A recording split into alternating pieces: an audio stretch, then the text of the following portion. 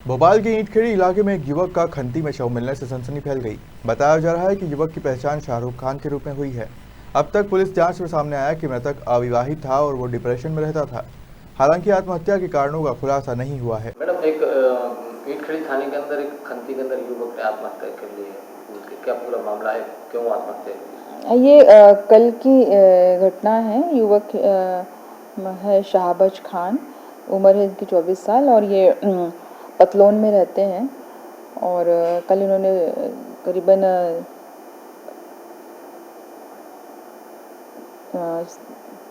3-3:30 बजे के आसपास उस खंती जो बनी हुई है उसमें कूद कर आत्महत्या की है।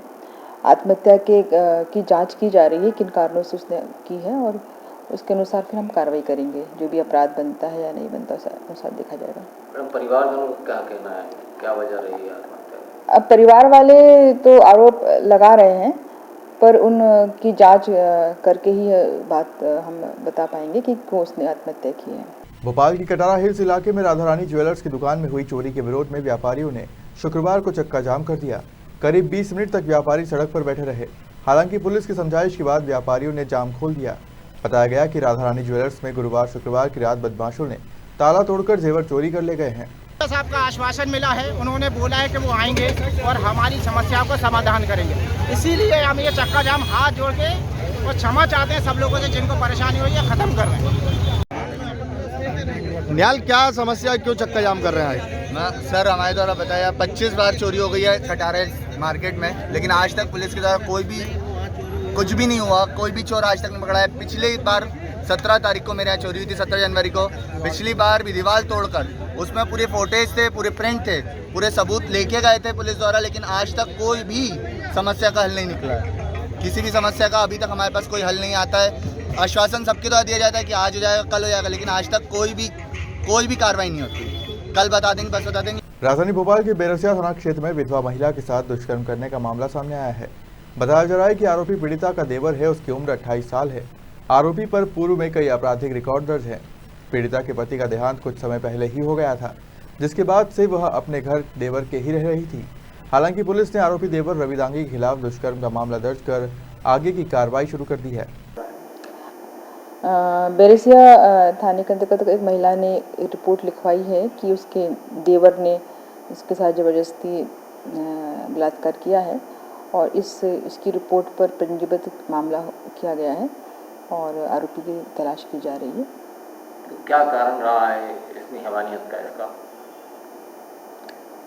वो महिला के पति की डेथ अकेली ही रहती थी, और उसका कहना है कि ज़बरदस्ती मेरे घर में आया है और ज़बरदस्ती किया है। भोपाल के एमपी नगर इलाके में पत्नी का इलाज कराने के लिए बैंक में नकली जेवर लेकर गोल्ड लोन लेने पहुंचे हरियाणा के जालसाज को पुलिस ने पकड़ा है। आरोपी 200 रुपए की आर्टिफिशियल ज्वेलरी को सोने की बताते हुए 5 लाख रुपए लोन मांग रहा था। जब बैंक के कर्मचारियों ने जेवर की जांच की तो वह आर्टिफिशियल निकले। बैंक कर्मचारियों ने तुरंत ही पुलिस को सूचना दी। आरोपी जेवर की कीमत 6 लाख रुपए बैंक को बता रहा था। एमपी नगर थाना प्रभारी सुधीर अरजरिया ने बताया कि गुरुग्राम हरियाणा के रहने वाले महेंद्र कुमार को गिरफ्तार किया है। ज्योति टॉकीज के पास स्थित फेड बैंक के मैनेजर कृष्णकांत ओड ने उसके खिलाफ धोखाधड़ी का मामला दर्ज कराया था।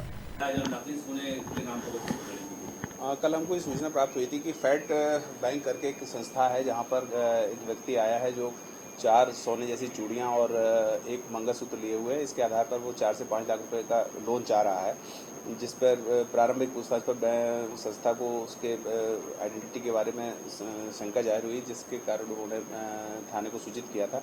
जब थाना का टीम वहाँ पहुँची तो उसने जब पूछताछ किया तो इसने बताया कि इसकी पत्नी काफ़ी बीमार है, जिसके ऑपरेशन के लिए इसको इलाज के लिए पैसा चाहिए, और उसने अपना पत्नी के जेवर गिरवी रखने आया है। लेकिन प्राइमा फेसी जब वो ऑर्नामेंट्स को देखा गया तो वो क्लियर दिख रहे थे कि वो सोने के नाव के नकली जेवरात हैं। इस संबंध में जब थाने इलाके से पूछताछ की गई तो इसने खुलकर बताया कि हरियाणा का रहने वाला है। इसने आधार अपना भोपाल के नाम पर अपडेट करा लिया था, और ये फर्जी जो नकली सोना है उसके आधार पर जो 130 ग्राम का वेट था उसके आधार पर कुछ पैसा उस संस्था से रखकर गिरवी लेना चाह रहा था। कितना पैसा लेना चाह रहा था?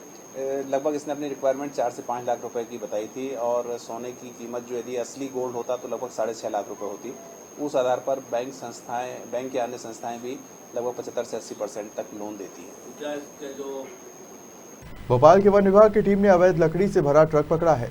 बताया जा रहा है कि लकड़ी बैरसिया से भोपाल लाई जा रही थी। भोपाल वन मंडल के वरिष्ठ अधिकारियों को सूचना मिलते ही अवैध लकड़ी से भरे ट्रक को घेराबंदी कर पकड़ा गया। वन विभाग ने बताया कि बैरसिया के अमरावती गांव के खेत में लकड़ी काटकर ट्रक में भरकर परिवहन हो रहा था। जांच में सामने आया है कि बबूल की लकड़ी खेतों में से काटकर भोपाल की आरा मशीन पर लाई जा रही थी। वन विभाग की टीम ने अवैध लकड़ी से भरे ट्रक के साथ 4 लोगों को हिरासत में लिया।